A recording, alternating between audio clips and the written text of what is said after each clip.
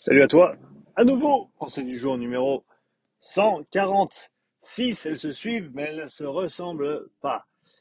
J'ai eu une bonne question il y a ce week-end, il me semble, sur un de mes podcasts. C'était le podcast avec Tom Bell que j'ai interviewé récemment, qui est paru jeudi dernier. Si tu parles anglais, si la performance en sport et notamment en cyclisme t'intéresse, va checker ce podcast avec Tom Bell. La question était, si tu ne devais choisir qu'un seul outil de suivi technologique pour tes clients, lequel choisirais-tu? Je me suis dit que c'est une super question parce que c'est vrai que j'ai la chance d'avoir pas mal de petits gadgets, de petits outils de mesure qui me permettent de faire pas mal de trucs différents avec les clients avec qui je travaille, les athlètes que j'ai la chance de tester, etc. Mais il faut se rendre compte que la plupart des coachs n'ont peut-être pas un énorme budget à investir dans tout ce qui est équipement, surtout au niveau suivi, au niveau technologie. Tu as peut-être déjà du budget à investir dans tout ce qui est équipement, matériel de sport, simplement pour pouvoir t'entraîner. Et après, voilà, en termes de quantification, eh ben, à mon avis, on peut vite se faire attraper par alors pas des choses qui ne servent à rien, mais des choses qui coûtent pas mal d'argent pour ce qu'elles nous donnent comme information, ou en tout cas qui coûtent un certain montant par rapport à ce que ça va nous apporter sur le suivi avec nos clients. Et donc, la réponse à ma question sur ce commentaire dans la vidéo, qui était donc quel est l'outil technologique que tu choisirais si tu pouvais n'en choisir qu'un, quel outil choisirais-tu pour faciliter le suivi avec tes clients? Et ma réponse était tout simplement un Polar H10. Cardiofréquence-mètre, donc une ceinture pour mesurer la fréquence cardiaque. À mon avis, faut même pas y réfléchir à deux fois. Si tu es un coach, si tu débutes, j'espère que tu as une ceinture pour toi-même. Si tu n'en as pas une, achète-la. Ça vaut 80 francs, 80 euros, 90 euros peut-être. Euh, donc c'est vraiment pas un gros investissement. Après, il y a toujours le souci de oui, mais il faut les laver, etc. Non, tu vas au magasin de sport, tu achètes des ceintures de remplacement, ça vaut à peu près 15 francs pièce. À la limite, quand tu as un nouveau client avec toi, eh ben, tu lui offres la ceinture sans le capteur et tu leur dis simplement de laver ça avec ses affaires d'entraînement et de l'amener à chaque séance. Ce qui veut dire que toi, tout ce que tu as à faire, c'est amener le capteur. Tu as de toute façon ton téléphone ou un iPad à disposition pour ensuite collecter les données pendant la séance, ou alors tu peux le faire directement sur l'appareil de ton ou ta cliente. Mais quoi qu'il en soit, ça ne requiert pas un gros investissement ni de ta part, ni de la part de tes clients. Et à mon avis, ça te permet d'avoir un œil sur ce qui se passe. Alors certes, si tu ne fais que d'entraîner les gens en force, eh ben, tu vas peut-être pas avoir autant d'utilité avec la ceinture de fréquence cardiaque que quelqu'un qui s'occupe de monsieur et madame tout le monde. Mais voilà, si on reste sur un aspect général, si on reste sur un aspect santé et même de performance dans la majorité des sports, une ceinture de fréquence cardiaque va être tout à fait suffisante pour faire le suivi. Après, ce que je conseillerais pour aller un petit peu plus loin, euh, pour, on va dire, avoir une base pour le suivi, alors soit tu peux faire certains tests ou une panoplie de tests.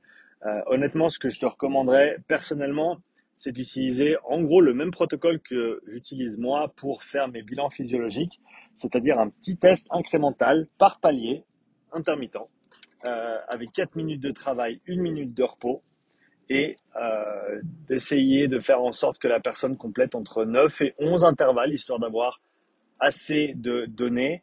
Et l'idée, c'est de commencer à une puissance ou une vitesse, suivant la modalité que tu choisis, qui soit basse, très basse même. Je commence couramment à 80 watts sur un bike air, par exemple, même avec des gens qui sont très bien entraînés, parce qu'on veut partir assez bas. Et à mon avis, la modalité peut être choisie en fonction de soit l'objectif du client, soit le matériel qui est à disposition à la salle, en sachant qu'on n'a pas toujours le luxe de tout avoir.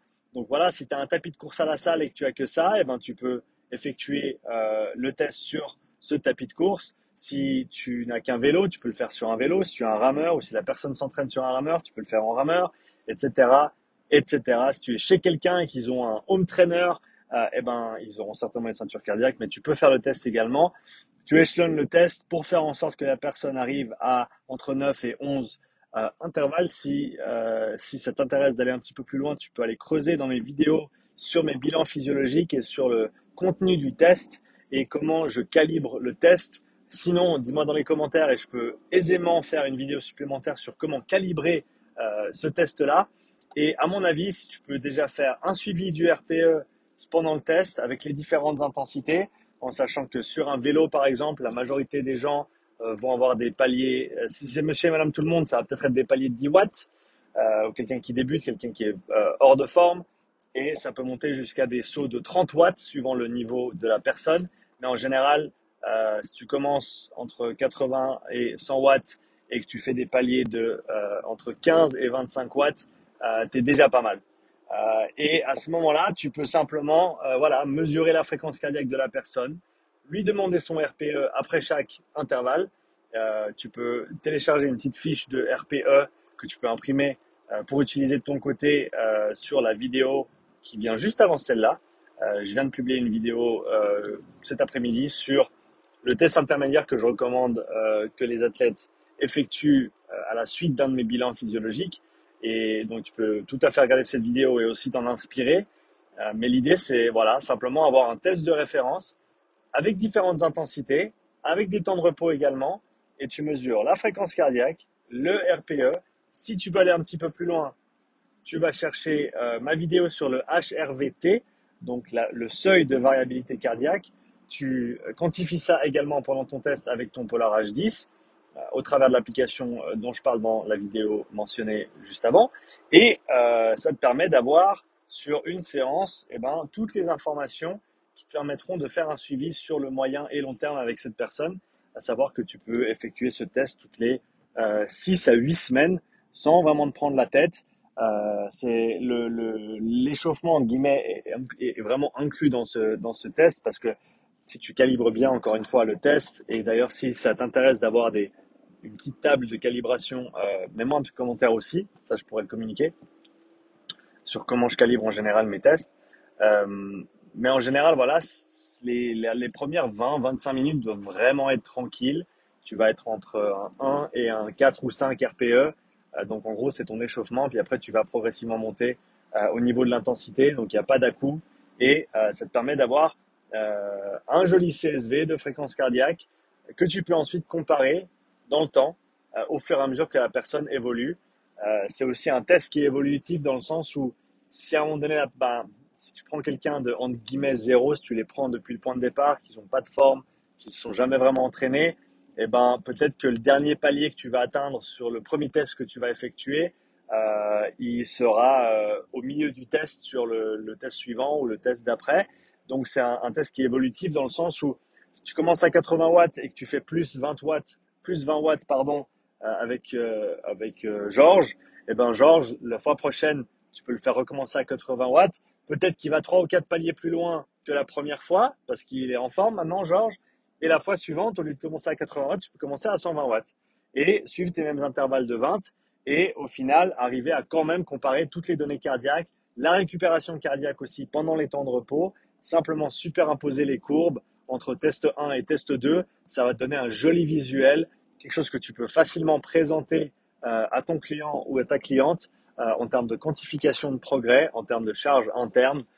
Et ça, à mon avis, c'est super intéressant. Donc, comme je l'ai dit, l'outil le moins cher, ou à mon avis, qui a le meilleur ratio prix et utilité et application pratique pour monsieur et madame tout le monde en premier lieu, mais aussi pour les athlètes, c'est un bon Polar H10. Tu quantifies déjà si la personne a, alors on va rester plus simple, je ne vais pas mentionner ce que j'allais mentionner là, mais voilà, simplement fréquence cardiaque pendant le test, pendant toute la durée du test, donc pendant les minutes de repos également, comme ça tu as la récupération cardiaque, le RPE ressenti durant le test selon la petite échelle qui est dans la description de la vidéo, qui est juste avant celle-ci.